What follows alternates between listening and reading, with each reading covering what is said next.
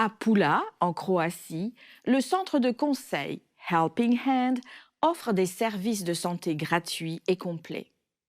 L'initiative de l'Église adventiste transeuropéenne reflète la mission du Christ de guérir et de servir. Bienvenue à Pulac, en Croatie. Au cœur de cette ville vieille de 3000 ans, il y a un centre d'aide très particulier. Allons-y. Notre présence a fait la différence parce que notre Église a décidé de sortir de son bâtiment et de faire quelque chose pour la communauté. La plupart du temps, notre approche de la mission consiste à inviter les gens à venir à nous, à notre Église. Mais ce que je comprends, c'est que Jésus avait une autre approche. Il allait toujours là où se trouvaient les gens. Il communiquait avec eux, leur demandait quelles étaient leurs difficultés, et il les aidait là où les gens se trouvaient.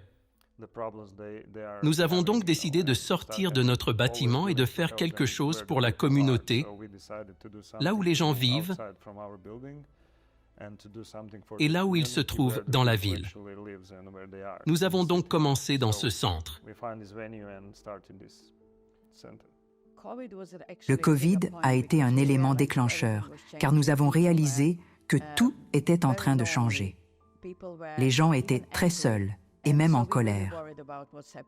Nous nous sommes vraiment inquiétés de ce qui se passait et nous avons donc décidé d'aider les gens à prendre soin de leur santé physique et mentale, autour des problèmes sociaux et de la spiritualité. Dans la société croate, il est de plus en plus difficile d'approcher les gens avec du contenu purement spirituel, car les jeunes générations refusent tout contact ultérieur dès la première mention de quelque chose de religieux ou spirituel. Ils déconnectent.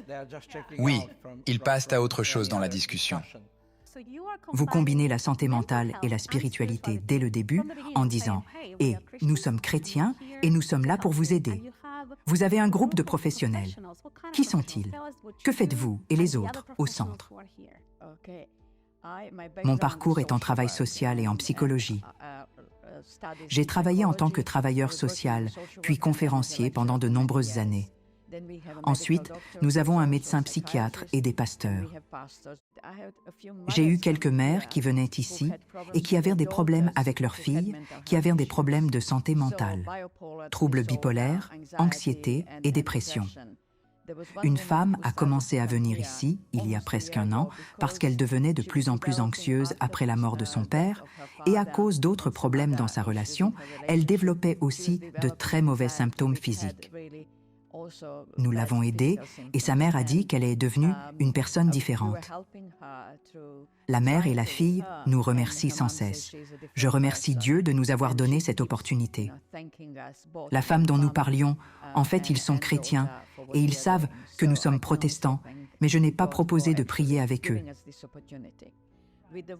Mais la maman a demandé... Mon mari était avec moi et elle a demandé ce qu'il faisait. J'ai dit qu'il était un pasteur à la retraite. Et elle lui a demandé de prier. C'était il y a plusieurs mois. Nous prions toujours avec elle à chaque visite. Se souvenir de la prière, du travail à Pula et en Croatie, grâce à vos prières, vos encouragements, votre soutien, le travail à Pula et dans de pareils centres peut se propager dans la division transeuropéenne et l'œuvre de l'Évangile peut s'étendre comme jamais auparavant.